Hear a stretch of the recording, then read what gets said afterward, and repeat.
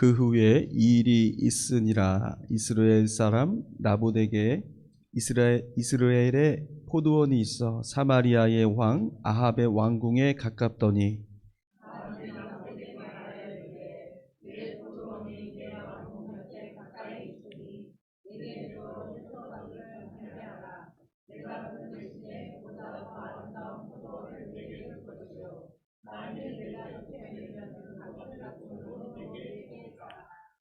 나봇이 아합에게 말하되 내 조상의 유산을 왕에게 주기를 여호와께서 금하실지로다 하니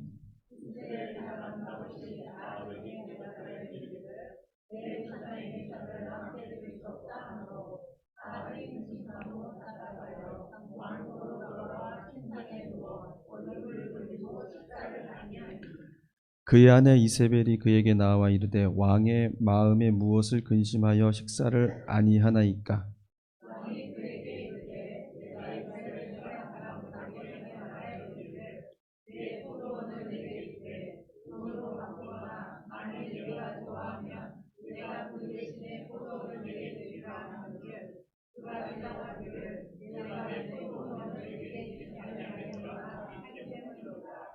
그의 아내 이세벨이 그에게 이르되 왕이 지금 이스라엘 나라를 다스리시나이까. 일어나 식사를 하시고 마음을 즐겁게 하소서. 내가 이스라엘 사람 나봇의 포도원을 왕께 드리리다 하고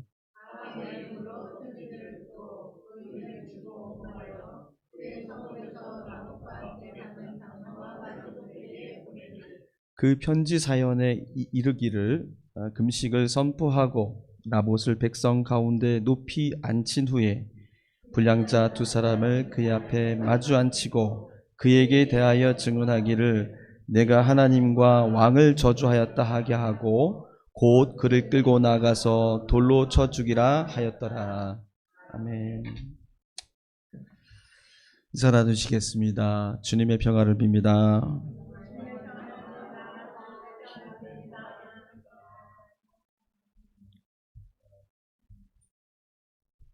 오늘 팔 수 없는 것이라는 제목인데요.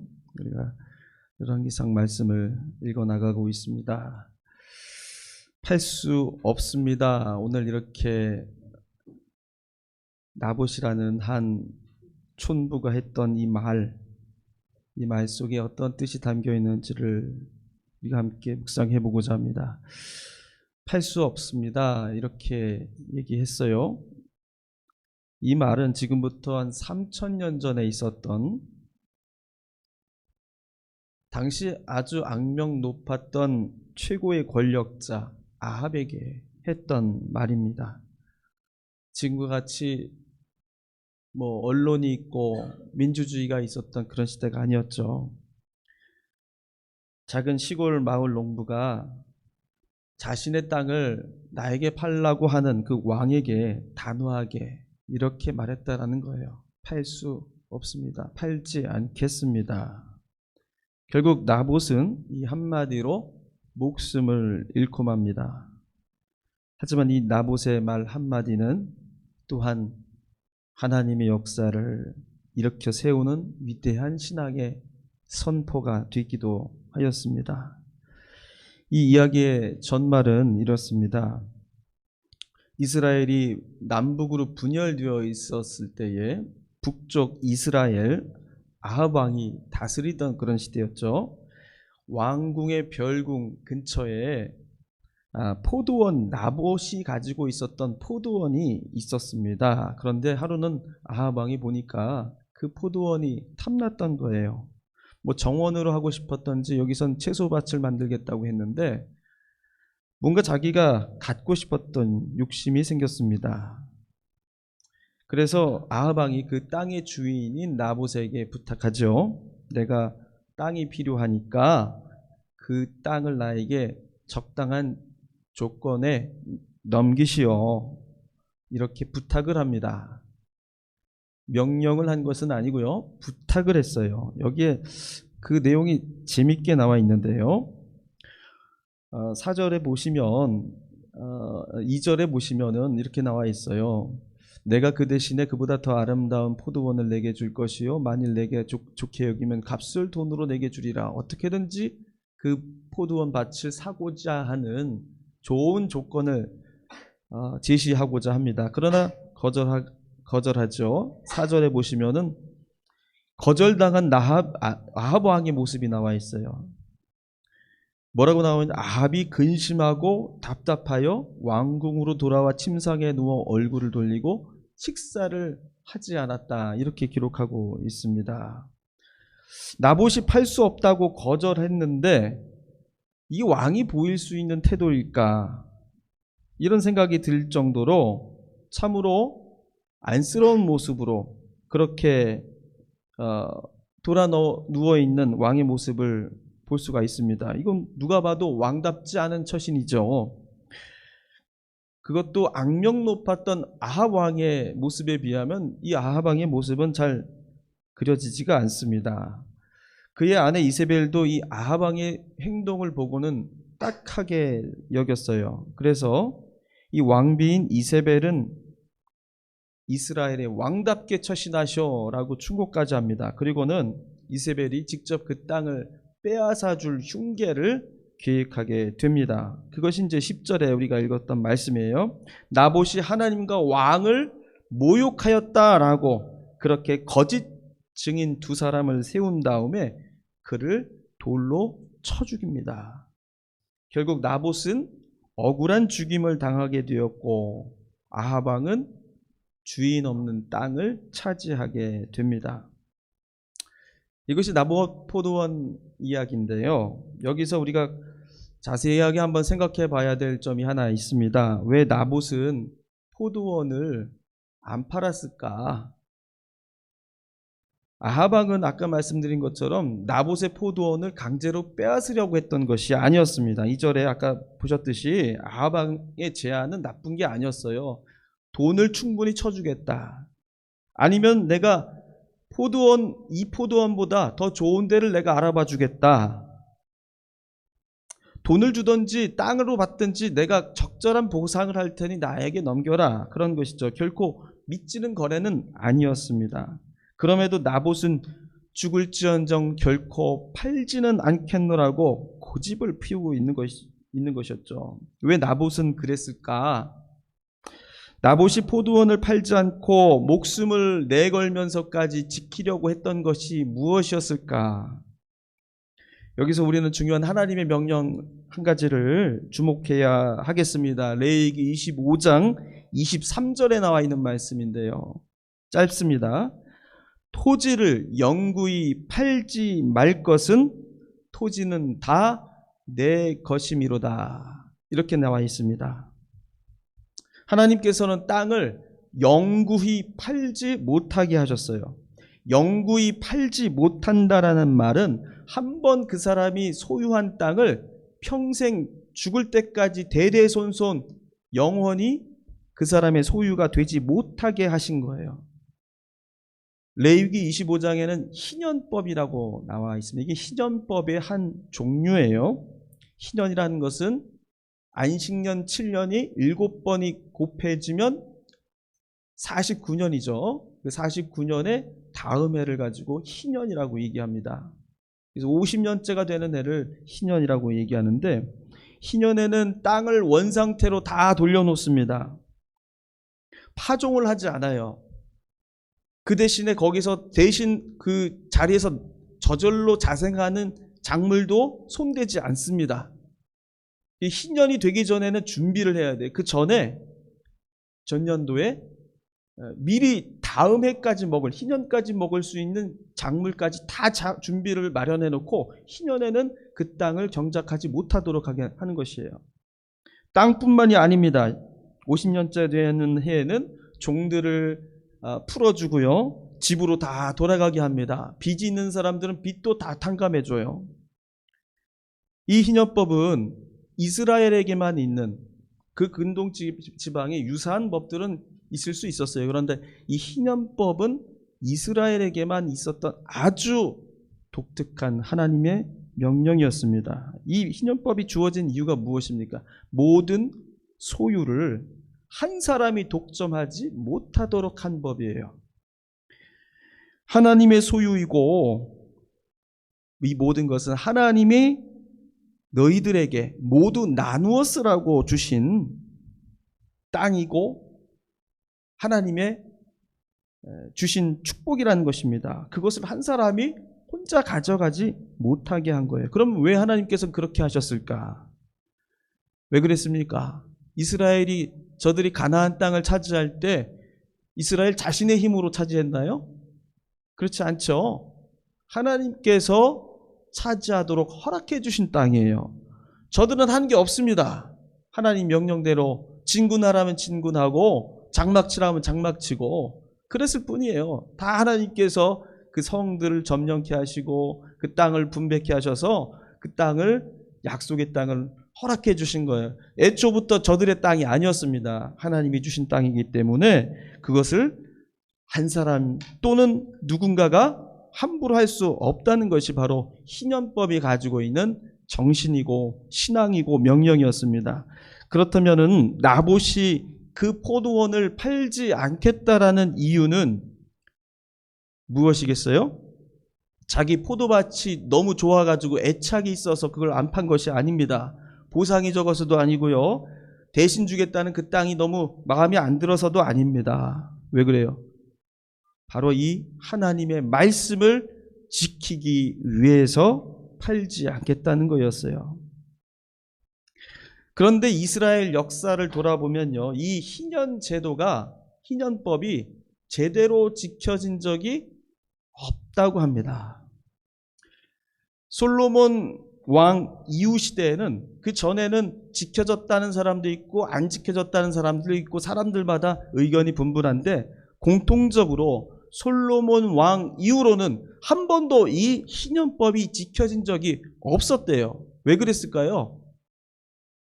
왕의 힘이 너무 센 거예요. 왕의 힘이 세다 보니까 왕이 소유하는 땅은 다시 돌려줄 필요가 없는 겁니다. 영구히 소유가 되는 땅이 되어버린 거예요. 왕이 백성들의 땅을 장악하게 되면서부터 땅을 원상태로 돌려놓는 이 희년법의 취지는 무색해졌습니다. 이제 희년법은 왕의 시대를 거치면서 실효성을 잃은 죽은 법이 된 거예요. 솔로몬 이후에 한 번도 지켜진 적이 없었던 법이었습니다. 그런데 아합은 어처구니 없게도 이 하나님의 법을 바로 나봇 포도원 농부의 입에서 듣게 된 것입니다. 아합 왕이 나봇의 그 거절에 왕답게 자기가 하던 방식대로 하지 못하고 속으로 알았던 이유가 여기 있었어요.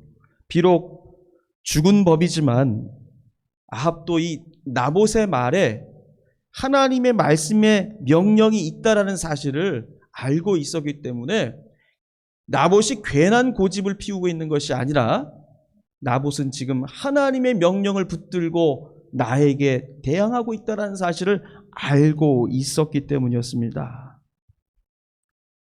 아합은 그래서 조금 양심은 있었던 것 같아요. 아무리 악한 왕이었지만. 그러나 하나님을 전혀 모르는 이방 여인 이세벨은 아합과는 전혀 달랐죠. 이세벨은 극악무도한 사람이었습니다. 하나님의 명령을 간단하게 무시하고 큰 죄의식 없이 나봇을 무참히 살해하고 말았습니다. 여기서 우리는 조금 더 이 상황을 생각해 볼 수가 있습니다. 나봇은 이미 죽은 법, 이젠 지켜지지 않은 실효성 없는 법을 붙들고 괜히 고집을 부린 것이 아닌가. 그의 생명이 너무 아깝지 않은가.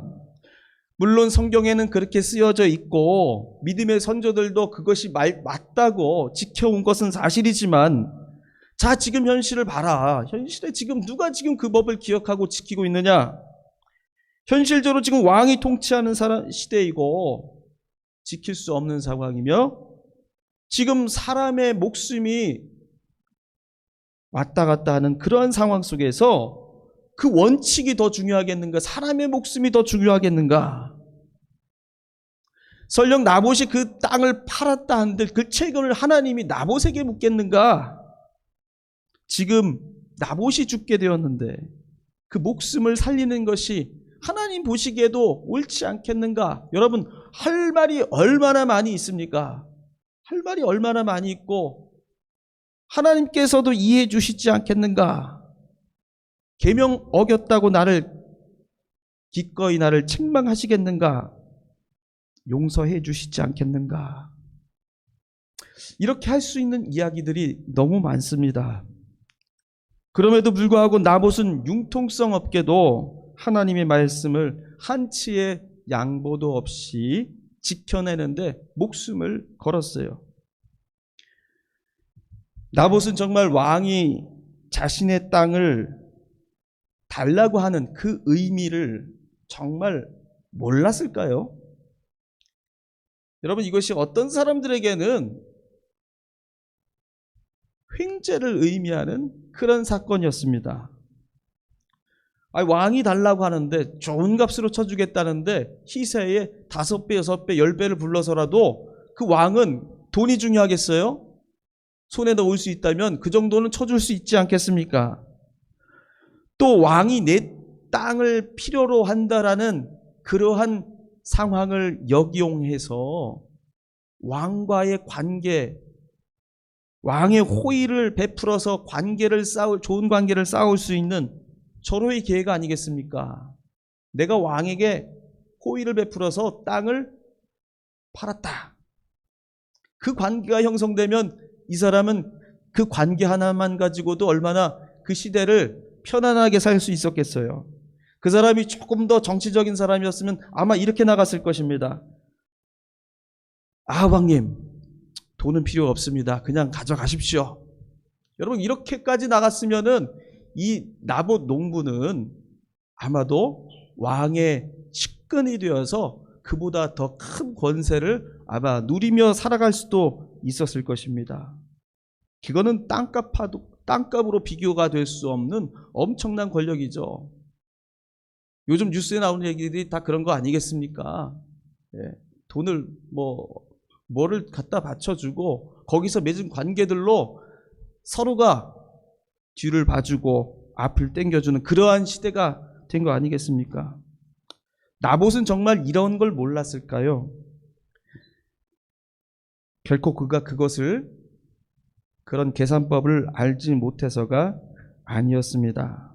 그런 이치를 모르는 사람은 세상에 한 사람도 없습니다. 몰라서가 아니라, 할 수 없어서가 아니라 그렇게 해서는 안 되기 때문에 그렇게 할 수가 없었던 것입니다.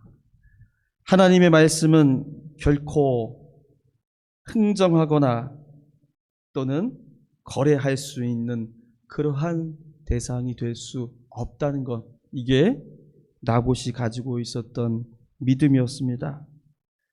그래서 그는 단호하게 말했던 것이죠. 팔지 않겠소. 그가 팔지 않겠다고 한 것은 단지 땅뿐만이 아니었습니다. 그것은 바로 하나님의 말씀과 바꾸지 않겠다는 그의 단호한 믿음의 선포였던 것입니다. 오늘 우리가 많은 신앙의 위기를 겪는다고들 말하고 있습니다. 교회가 위기다. 교인이 줄어든다. 기독교가 위기다. 교인들이 떠나고 있다. 이런 얘기들을 많이들 하고 있죠. 그 신앙의 위기는 결코 다른 데서 오는 것이 아닙니다. 바로 팔 수 없는 것, 팔아서는 안 되는 것들을 팔기 때문에 그 위기는 온다는 것이죠. 승리와 성공, 나의 유익을 위해서는 무엇이든지 팔아 넘기고 맞바꿀 수도 있다는 그런 생각이 우리에게 위기를 가져다 주는 것입니다. 하나님의 말씀을 듣는 대신에 그 시간에 다른 더 유익한 것을 할 수 있다는 그런 생각들, 하나님을 예배하고 영광 받으시기 위해 우리를 만드시고 우리의 생명을 하나님께서는 지켜주시지만 그것보다 더 가치 있는 일들을 내가 할 수 있다라고 생각하는 것, 바꿀 수 있는 것이 있다고 믿는 것, 그것이 바로 우리들에게 위기를 가져다 주는 이유들입니다. 팔지 않겠노라고 그렇게 말하며 결국은 죽음의 길을 걸어갔었던 이 나봇. 그러나 이 나봇의 이야기는 결코 허무한 죽음으로 끝난 이야기로 끝나지 않습니다. 이 나봇의 죽음은 바로 우리가 몸담고 살아가고 있는 이 역사가 어떠한 방식으로 움직여 왔는지를 보여주는 생생한 증언이에요. 이세벨의 그 흉계에 힘없는 농부였던 이 나봇은 역사에서 흔적도 없이 사라진 것처럼 그렇게 보입니다. 그러나 성경은 그렇게 말하지 않아요. 성경은 그렇지 않다. 나봇을 통해서 하나님의 역사가 한 발자국 더 전진하고 있음을 말해주고 있습니다. 이스라엘의 가장 극악무도한 그런 왕가로 정평이 나 있었던 이 아합과 이세벨의 종말이 어떻게 주어졌는지 우리 성경을 더 읽어 나가 보면은 아합과 이세벨의 종말은 거대한 군대를 갖춘 적군들의 공격으로 무너진 것이 아니었습니다. 또는 내부의 힘 있는 자들의 반란과 반역으로 그렇게 무너진 것이 아니었습니다. 21장 19절을 보시면 이렇게 기록하고 있습니다. 함께 읽어보겠습니다. 너는 그에게 말하여 이르기를 여호와의 말씀이 내가 죽이고 또 빼앗하셨다 하고 또 그에게 이르기를 여호와의 말씀이 개들의 나봇의 피를 핥은 곳에서 개들이 내 피 곧 내 몸의 피도 핥으리라 하였다 하라. 자, 이게 하나님께서 아합과 이세벨을 단죄하시면서 하시는 말씀이에요. 아합의 종말, 이세벨의 종말은 어떻게 일어났다는 것입니까? 바로 나봇이 피를 흘린 그 자리에서 아합과 이세벨의 권력의 종말도 일어나게 되었다는 것입니다. 무시무시했던 철권 통치가 천년만년 갈 것 같았지만은 그 권력을 무너뜨린 힘, 그 악한 힘을 내친 그 힘은 다름 아닌 나봇의 그 믿음의 선포 한마디였어요. 팔지 않겠노라. 팔 수 없다. 그 말 한마디로 이세벨과 아합의 그 부귀영화와 권세는 끝장났다라는 것입니다. 이것은 우리의 역사도 마찬가지예요. 우리 역사 안에서도 하나님께서 어떻게 통치하시고 우리 역사를 하나님의 뜻에 합당하게 이끌어 가시는지를 잘 보시면요, 그렇게 이름 없이 하나님의 뜻을 이루어가며 정의와 평화와 생명을 위해서 싸웠었던 많은 믿음의 순교자들이 있습니다. 정말 한마디 내뱉지도 못하고 죽었던 많은 신앙인들이 있어요. 그러나 그들의 신앙의 자기의 굽힘없는 선포를 통하여서 하나님의 역사는 뚜벅뚜벅 한 걸음씩 이 자리까지 오게 되었다는 것입니다. 우리의 삶이 바뀌고 또 가정이 바뀌고 세상이 변화되는 건 어떻게 일어나겠습니까?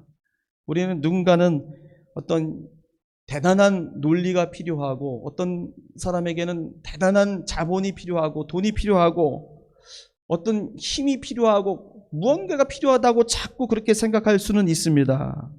그래서 세상 모든 사람들이 하듯이 교회도 돈에 자꾸 유혹에 빠지고 권세의 유혹에 빠지고 그렇게 세상을 닮아가는 모습으로 살아가는 것이 바로 우리가 겪는 위기의 모습들입니다.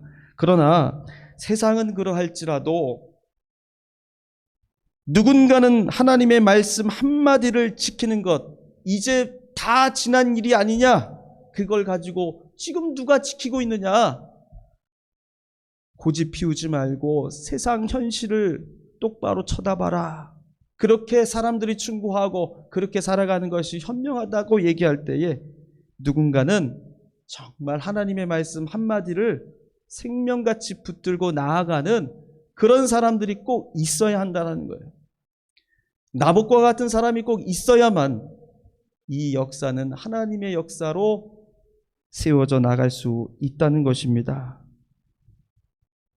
모두가 이건 아니지 않느냐라고 말하고 그 믿음의 선택을 우습게 볼 때에, 하찮고 소홀하게 여길 때에 누군가 나서서 나는 하나님의 말씀을 내 유익과 바꾸지 않겠노라, 내 성공을 위해 세상의 권세와 세상의 좋은 것과 바꾸지 않겠노라 라고 그렇게 말하는 사람을 통해서, 그렇게 이름 없이 사라져가는 자들을 통해서 하나님은 지금도 역사를 하십니다.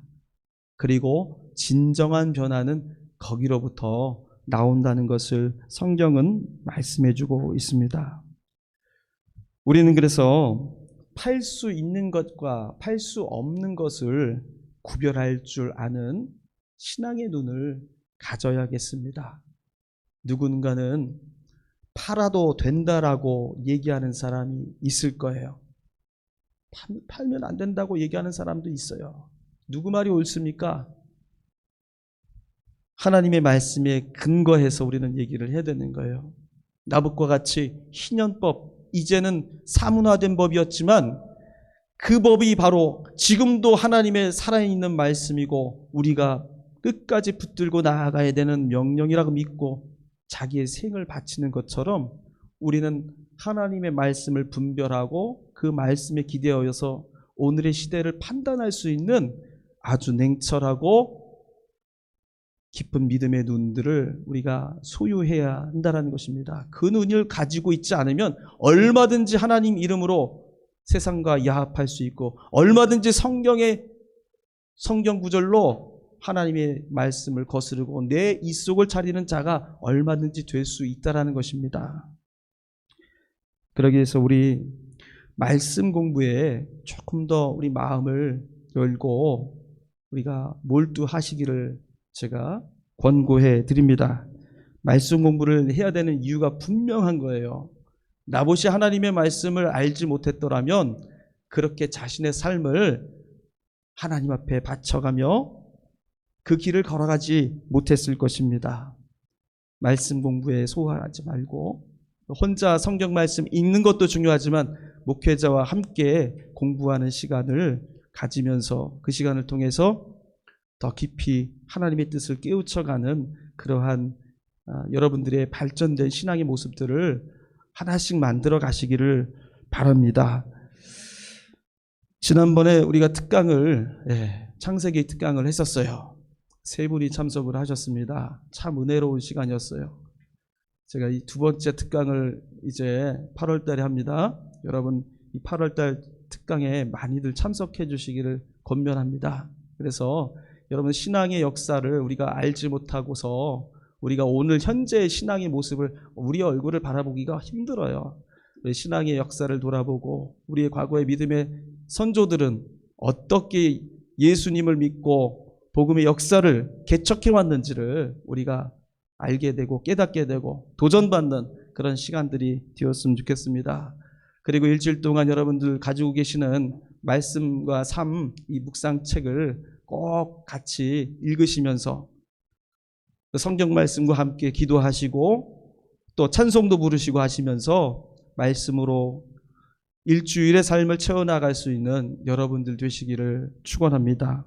우리 가슴속에 진정으로 팔 수 없는 것, 그것이 꼭 있어야 돼요. 이 팔 수 없는 것이 나에게 없다고 한다면 나는 정말 갈대처럼 흔들리고 등불처럼 바람에 꺼질 수밖에 없는 나약한 믿음이 될 수밖에 없는 것입니다. 결코 팔 수 없는 것, 바꿀 수 없는 것, 결코 내가 거래할 수 없는 내 마지막 신앙의 보루, 이것을 여러분들 마음속에 꼭 간직하시고 그 삶을 통해서 여러분들이 드러날 수 있기를 주님의 이름으로 축원합니다. 기도하겠습니다.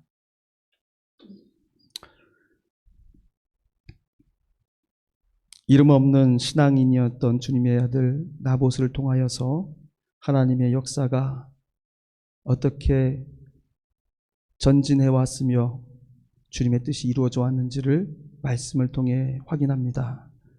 우리에게도 팔 수 없는 한 가지가 있게 해 주옵소서. 바꿀 수 없는 하나님의 말씀을 우리 가슴에 간직하고 살아가는 저희들 되게 하여 주시옵소서. 세상 모두가 야합하고 물러서고 그리고 악한 세력들과 손을 잡을 때에도 우리는 팔 수 없노라고 단호하게 선포하며 주님의 길을 걸어갈 수 있는 귀하고 복된 주님의 믿음의 공동체가 되도록 주님께서 인도하여 주시옵소서. 나에게 주어진 실천의 과제를 붙들고 한 걸음씩 믿음의 생활을 이끌어 나갈 수 있도록 주의 성령께서 우리의 모든 삶을 주관하여 주시옵소서. 이 모든 간구를 예수님의 이름으로 기도하옵나이다. 아멘.